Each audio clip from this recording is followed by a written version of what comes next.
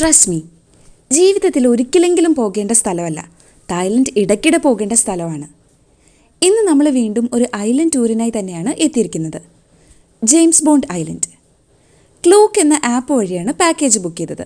അതിനാൽ തന്നെ ഇന്ത്യൻ രൂപയിൽ ടിക്കറ്റ് ബുക്ക് ചെയ്യാൻ സാധിച്ചു.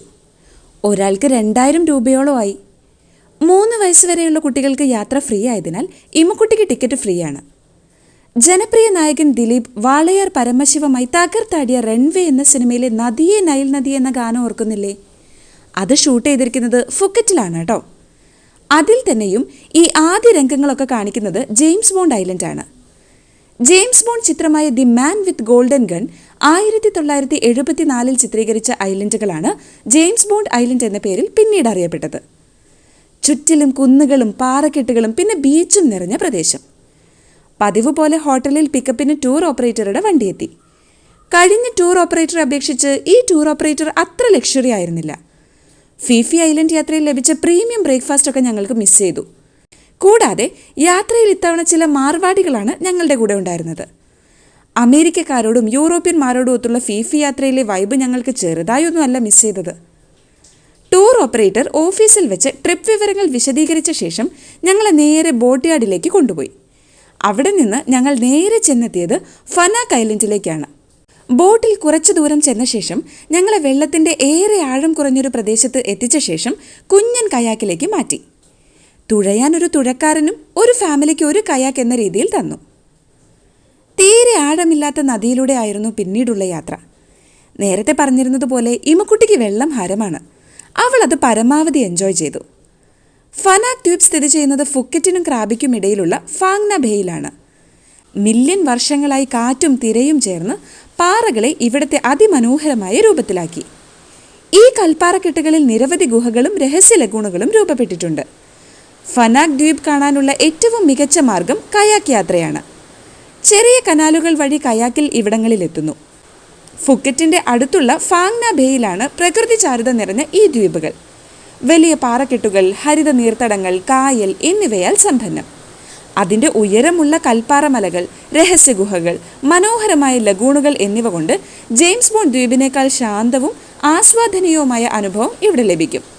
ഇത് പ്രകൃതിയും സാഹസികയും ഇഷ്ടപ്പെടുന്നവർക്കുള്ള ഒരു അവിസ്മരണീയമായ ഇടമാണ്. മില്യൺ വർഷങ്ങളായി കാറ്റും തിരയും ചേർന്ന് പാറകളെ ഇവിടുത്തെ അതിമനോഹരമായ രൂപത്തിലാക്കി. ചെറിയ കനാലുകൾ വഴി കയാക്കിൽ ചെന്ന് ഹോങ് എന്നറിയപ്പെടുന്ന രഹസ്യ ഗുഹകളിലേക്ക് പ്രവേശിപ്പിക്കും. ഹോങ് എന്നത് തായ് ഭാഷയിൽ റൂം എന്നർത്ഥം. ഈ ഗുഹകളിൽ സ്റ്റാലക്ടൈറ്റ് രൂപങ്ങൾ, വെള്ളത്തിൽ മിന്നുന്ന പാറകൾ, കുറേ ചെറിയ മാൻഗ്രോവ് വൃക്ഷങ്ങൾ എന്നിവ കാണാം. ഇവിടുത്തെ പ്രകൃതി സമ്പത്ത് അത്ഭുതപ്പെടുത്തും. കുരങ്ങന്മാർ, വവ്വാലുകൾ, മൺതേനികൾ, പലതരം പക്ഷികൾ, ചിലപ്പോൾ മോണിറ്റർ ലിസാർഡുകൾ വരെ കാണാം. ഫനാക് ദ്വീപിലേക്ക് എത്താൻ ഫുക്കറ്റിൽ നിന്നും അല്ലെങ്കിൽ ഫാങ് ന ബേയിൽ നിന്നും ബോട്ടുകൾ ലഭ്യമാണ്. പല ഡേ ടൂറുകളും ഈ ദ്വീപ് സന്ദർശനം ഉൾപ്പെടുത്തി ജെയിംസ് ബോണ്ട് ദ്വീപിലും ഹോങ് ദ്വീപിലും ചേർത്ത് യാത്ര നടത്താറുണ്ട്. പക്ഷേ തനതായ ശാന്തതയിൽ അനുഭവിക്കാൻ കഴിയണമെങ്കിൽ പ്രൈവറ്റ് കയാക്ക് ടൂർ എടുക്കുന്നത് നല്ലതാണ്. ഫനാക് ദ്വീപിലെ ചില ഗുഹകളിൽ ആദിമകാലത്തെ കടൽഷൽ മുതലായ ഫോസിലുകൾ ഇപ്പോഴും പാറകളിൽ കാണാം. ഇത് ദ്വീപിൻ്റെ പുരാതനമായ ഉത്ഭവത്തിൻ്റെ തെളിവാണ്. രഹസ്യ ഗുഹകളും ശാന്തമായ ലഗൂണുകളും പ്രകൃതിയുടെ സമ്പത്തും ഇഷ്ടപ്പെടുന്നവർക്കായി ഫനാക് ദ്വീപ് ഒരു സ്വർഗം തന്നെയാണ്. ഈ വെള്ളത്തിലൂടെയുള്ള യാത്രയിൽ ആനയുടെയും ആമയുടെയും ഒക്കെ രൂപത്തിലുള്ള നിരവധി പാറക്കെട്ടുകൾ ഞങ്ങൾക്ക് കാണാൻ സാധിച്ചു. വെള്ളത്തിന് നല്ല പച്ച നിറമായിരുന്നു. പാറക്കെട്ടുകൾക്കിടയിലൂടെയും മരങ്ങൾക്കിടയിലൂടെയുമുള്ള യാത്ര നല്ല രസമായിരുന്നു. മുകളിൽ ആകാശം കാണുന്ന രീതിയിൽ തുറന്നൊരു ഹണിമൂൺ കോട്ടേജ് രൂപത്തിലുള്ള ഒരു പ്രദേശവും ഞങ്ങൾക്ക് കാണിച്ചു തന്നു. അവരതിന് ഹണിമൂൺ റൂം എന്ന് വിശേഷിപ്പിച്ചു. പാറക്കെട്ടുകൾ ശരിക്കും ഞങ്ങളെ വിസ്മയിപ്പിച്ചു. നമ്മുടെ തുഴക്കാരൻ തന്നെ ഭാവന സമ്പന്നമായ ഞങ്ങളുടെ ചിത്രങ്ങൾ എടുത്തു തന്നു. വെള്ളത്തിൽ തീരെ ആഴം കുറവായതിനാൽ ഒന്നും പേടിക്കാനില്ല. അങ്ങനെ ബോട്ട് യാത്ര കഴിഞ്ഞ് ഞങ്ങൾ ചിത്രങ്ങൾ എടുത്ത് നേരെ സ്പീഡ് ബോട്ട് പാർക്ക് ചെയ്തിടത്തേക്ക് വന്നു. അവിടെ നിന്ന് ഞങ്ങൾ നേരെ ചെന്നത് കാവോ ഭിങ്ഖാനിലേക്കാണ്. അതായത് നമ്മളെ മെയിൻ ജെയിംസ് ബോണ്ട് ഐലൻഡ്. ബീച്ചിലും റൺവേയിലും ഒക്കെ കാണപ്പെടുന്ന ജെയിംസ് ബോണ്ട് ഐലൻഡിലെ പ്രധാന ഭാഗമാണിത്. കയറി ചെല്ലുന്നിടത്ത് നിരവധി പാറക്കെട്ടുകളാണ്. ഈ പാറക്കെട്ടുകൾക്കുള്ളിലും അടിയിലും മുകളിലും ഒക്കെയായി ഞങ്ങൾ ചിത്രങ്ങൾ എടുത്തു. ചുണ്ണാമ്പ് കല്ലിൽ തീർത്ത വിസ്മയങ്ങൾ എന്നല്ലാതെ എന്ത് പറയാൻ. കുറച്ച് സമയം പാറക്കെട്ടുകളോടൊപ്പം സമയം ചെലവഴിച്ച ശേഷം ഞങ്ങൾ നേരെ പിറകിലേക്ക് വെച്ചു പിടിച്ചു.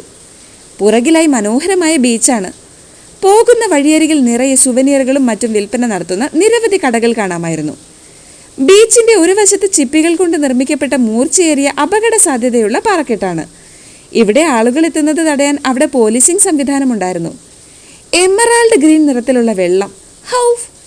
ഇത് ശരിക്കും ഫുക്കറ്റിൽ നിന്ന് 25 കിലോമീറ്റർ ദൂരത്തിലാണ് കേട്ടോ. ഒഫീഷ്യലി ഇതിന്റെ പേര് ഖാവോ ഭിങ്ഖാൻ എന്നാണ്. ക്രിസ്റ്റഫർ ലീയുടെ വില്ലൻ കഥാപാത്രം തകർത്താടിയ സിനിമയിലെ നീഡിൽ റോക്കാണിത്. കോ ടാപ്പു എന്നാണ് ഇതിന്റെ പേര്.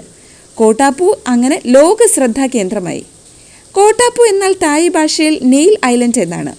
പേര് സൂചിപ്പിക്കുന്നത് പോലെ തന്നെ വെള്ളത്തിൽ ഒരു 20 മീറ്റർ മുകളിലായിട്ട് ഒരു സ്പൈക്ക് പോലെയാണിത് കാണപ്പെടുന്നത്.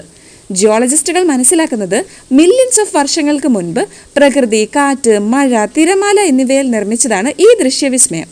പക്ഷേ കാവോ ഭിൻഖാൻ എന്ന വാക്കിന്റെ അർത്ഥം പരസ്പരം കൂട്ടിമുട്ടുന്ന കുന്നുകൾ എന്നാണ്. എന്തായാലും നമ്മൾ കാഴ്ചക്കാർക്ക്, സഞ്ചാരികൾക്ക് ഈ കോട്ടപ്പൂവിന്റെ അടുത്തുവരെ പോവാൻ കഴിയില്ല.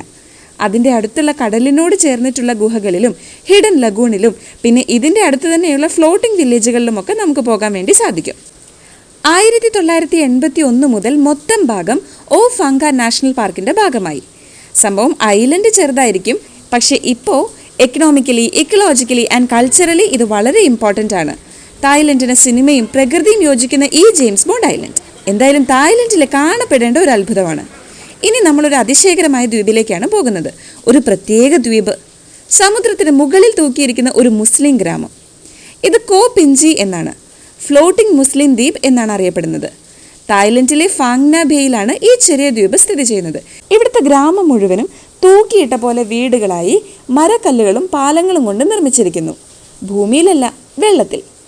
ഇവിടെയുള്ള ഓരോ കുടുംബവും സമുദ്രത്തോടൊപ്പം ജീവിക്കുന്നു. ഇവിടെയുള്ള മുസ്ലിം സമുദായം സ്ഥാപിതമായത് 200 വർഷം മുമ്പാണ്. 3 മുസ്ലിം കുടുംബങ്ങൾ ഇന്തോനേഷ്യയിൽ നിന്നാണ് ആദ്യമായി ഇവിടെ എത്തിയത്. തായ്ലൻഡിലെ നിയമങ്ങൾ പ്രകാരം അവർക്ക് കരയിൽ വീടുകൾ പണിയാൻ അനുമതിയില്ലാത്തതിനാൽ അവർ സമുദ്രത്തിന് മുകളിലെ തൂക്കിയ വീടുകൾ നിർമ്മിച്ചു. ഇവിടെയാണ് കോ പിഞ്ചി ഗ്രാമം ജനിച്ചത്. ഇന്നിവിടെ ഏകദേശം 1500 പേർ ജീവിക്കുന്നുണ്ട്. മത്സ്യബന്ധനമോ ടൂറിസം അനുബന്ധമായവയോ ആണ് ഇവിടുത്തെ പ്രധാന തൊഴിലുകൾ. സഞ്ചാരികൾക്ക് ഗ്രാമത്തിലൂടെ നടന്ന് യാത്ര ചെയ്യാം. നാട്ടുകാർ നിർമ്മിച്ച ഹാൻഡ്മെയ്ഡ് വസ്തുക്കൾ വാങ്ങാം. ഹലാൽ ആഹാരം രചിക്കാം. ഇവിടുത്തെ മറ്റൊരു പ്രശസ്തമായ ആകർഷണമാണ് ഫ്ലോട്ടിംഗ് ഫുട്ബോൾ മൈതാനം. ചെറിയ കുട്ടികൾ പഴയ മരപ്പലകളും നെറ്റുകളും ഉപയോഗിച്ച് സമുദ്രത്തിൽ ഒരു ഫുട്ബോൾ മൈതാനം നിർമ്മിച്ചിരിക്കുന്നു. ഇതിനെ തുടർന്ന് ഗ്രാമത്തിൽ ഫുട്ബോൾ ടീം തായ്ലൻഡിൻ്റെ തെക്കൻ ഭാഗങ്ങളിൽ പ്രശസ്തമാവുകയും ചെയ്തു. കോ പിഞ്ചി ചെറിയൊരു ഗ്രാമമായേക്കാം, പക്ഷേ ഇവിടെ സാംസ്കാരികവും മതപരവുമായ സമ്പത്ത് വലിയതാണ്. ഈ വില്ലേജിലെ കുട്ടികളെ പഠിപ്പിക്കുന്നതിനെല്ലാം അടുത്തുള്ള ഐലൻഡിൽ ടീച്ചേഴ്സ് ഇങ്ങോട്ട് വന്ന് വൈകിട്ട് തിരിച്ചു പോകുന്നതാണ് പതിവ്. ഞങ്ങൾക്ക് ഇവിടെ നിന്നാണ് ലഞ്ച് അറേഞ്ച് ചെയ്തിരുന്നത്. നല്ല ഭക്ഷണമായിരുന്നു. വൃത്തിയുടെ കാര്യത്തിൽ തായ്ലൻഡ് വളരെ മുന്നിലാണെന്ന് പ്രത്യേകം പറയേണ്ടതില്ലല്ലോ. ബാത്റൂം വളരെ നല്ല ക്ലീനായിരുന്നു. ഇതിനോടനുബന്ധിച്ച് ഷോപ്പിംഗ് നടത്തുന്നതിനുള്ള ഒരിടം ഉണ്ടായിരുന്നു. ടൂറിസം മേഖലകളിൽ കൊള്ളവിലായതുകൊണ്ട് തന്നെ ഞങ്ങൾ അതിന് തുനിഞ്ഞില്ല. ഇനി നമ്മൾ പോകുന്നത് കടലോ കായലോ ഇടനാഴിയോ കാണാനല്ല, ഒരുപാട് വെറൈറ്റിയായ ഒന്നാണ്, ഐസ്ക്രീം ഗുഹ. ഐസ്ക്രീം ഗുഹയോ? അകത്ത് ഐസ്ക്രീം കിട്ടുമെന്നാണോ? അതൊന്നും അല്ല കേട്ടോ. ഈ ലൈംസ്റ്റോൺ ഗുഹയുടെ ഉള്ളിലെ ശിലാസ്ഥിതികൾ ഐസ്ക്രീം പോലെ ഉരുകുന്ന രൂപത്തിലുള്ളതാകുന്നു. അതുകൊണ്ട് തന്നെയാണ് ഈ പേര്. ഫുക്കറ്റിൻ്റെ അടുത്തുള്ള ഫാങ്ക ബേയിലാണ് ഈ ഗുഹ സ്ഥിതി ചെയ്യുന്നത്. പ്രാദേശിക ടൂറിസ്റ്റ് ഗൈഡിൻ്റെ സഹായം ആവശ്യമാണ്. ജെയിംസ് ബോണ്ട് ചലച്ചിത്രങ്ങൾ ചിത്രീകരിച്ച ആ നടൻ കുരുങ്ങിയ കടൽ ഗുഹകളും ഇതിൻ്റെ ഭാഗമായതാണ്. ഗുഹയുടെ അകത്തേക്ക് കടക്കുമ്പോൾ കാണുന്ന ഫോർമേഷൻസ് കണ്ടാൽ വാനില ഐസ്ക്രീം ഒരുക്കുന്നത് പോലെയാണ്. ഈ ലൈംസ്റ്റോൺ ശിലകൾ ആയിരക്കണക്കിന് വർഷങ്ങളായി വെള്ളത്തിൽ നിന്നുകൊണ്ടാണ് ഇങ്ങനെ രൂപപ്പെട്ടത്. ചില ഫോർമേഷനുകൾ ഒരു കോളമായി മാറിയിട്ടുണ്ട്. അങ്ങനെ തൗസൻഡ്സ് ഓഫ് ഇയേഴ്സായി നിലകൊള്ളുന്നു ഈ ഭംഗി. ഈ ഗുഹയ്ക്കകത്ത് നടക്കുന്ന സമയം ജാഗ്രത വേണം. നിലം അല്പം ഉരുണ്ടായിരിക്കും. ഇവിടുത്തെ ചില ഐറ്റംസ് കാണിക്കട്ടെ. മേൽ തൂങ്ങുന്ന ഫോർമേഷൻസിന് സ്റ്റാലക്ടൈറ്റ് എന്ന് പറയും. താഴെ നിന്ന് വളരുന്നത് സ്റ്റാലഗ്മൈറ്റ്. രണ്ടും കൂടുമ്പോൾ ഒരു ശിലാസ്തംഭം.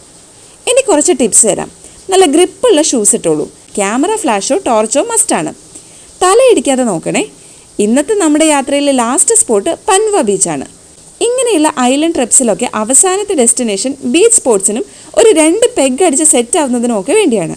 നമ്മുടെ കൂടെയുള്ള മാർവാടികൾക്ക് മദ്യം കണ്ടപ്പോഴാണ് ജീവൻ വെച്ചത്. അവർ അവരുടേതായ ലോകത്തേക്ക് പോയി. നിരവധി മോഡൽസ് അവിടെ പല പോസുകളിൽ ഫോട്ടോഗ്രാഫി നടത്തുന്നുണ്ടായിരുന്നു. ഞങ്ങൾ അതൊക്കെ കണ്ട് മനസ്സ് നിറയ്ക്കുന്നതോടൊപ്പം ജെറ്റ് സ്കി ഒന്ന് ട്രൈ ചെയ്തു. പൊളി എക്സ്പീരിയൻസ്. 20 മിനിറ്റ് നേരത്തേക്ക് 1000 ബാത്താണ് ചാർജ് ചെയ്തത്. അങ്ങനെ ഫോട്ടോഗ്രാഫിയും വൈബിങ്ങും ഒക്കെ കഴിഞ്ഞ് ഞങ്ങൾ തിരിച്ച് ബോട്ടിൽ കയറി സ്റ്റാർട്ടിംഗ് പോയിന്റിലേക്കും തിരിച്ച് ഹോട്ടലിലേക്കും പോയി. സമയം കളയാനില്ലാത്തതിനാൽ ഞങ്ങൾ ഹോട്ടലിലെത്തി ഫ്രഷ് ആയ ശേഷം രാത്രി ചിൽവെയിൽ ഷോപ്പിങ്ങിന് പോകാൻ തീരുമാനിച്ചു. അപ്പോൾ അടുത്ത വീഡിയോയുമായി ചിൽവെയിൽ കാണാം. അപ്പോൾ ശരി.